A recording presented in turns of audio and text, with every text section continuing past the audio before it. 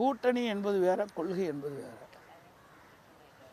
கூட்டணி என்பது தேர்தல் நேரத்தில் ஒத்த கருத்துடைய கட்சிகள்லாம் ஒன்றாக இணைந்து வெற்றி பெற வேண்டிய அடிப்படையில் அமைக்கிறோம். கொள்கை என்பது நிலையானது. இன்றைக்கு பாரதிய ஜனதா கட்சி என்பது தேசிய அளவில் இருக்கின்ற கட்சி, அதிமுக மாநில அளவில் இருக்கின்ற கட்சி. எங்களை பொறுத்த வரைக்கும் நீட்டுக்கு விதிவிலக்கு பெற வேண்டும் என்ற அடிப்படையில் நாங்கள் போராடி வந்தோம். ஆனால் இந்த நீட்டை கொண்டு வந்தது காங்கிரஸ் திமுக ஆட்சியில், மத்தியில் ஆட்சி இருக்கின்ற காலத்தில் தான் இந்த நீட் அறிமுகப்படுத்தப்பட்டது. 2010 டிசம்பர் 21 அன்று தான் நோட்டிஃபிகேஷன் வெளியிடப்பட்டது. அப்பொழுது காங்கிரஸ் ஆட்சி மத்தியிலே திமுக கட்சியை சேர்ந்த நாடாளுமன்ற உறுப்பினர் திரு காந்தி செல்வன் அவர்கள் மத்திய சுகாதாரத்துறை இணையமைச்சராக இருந்தார்.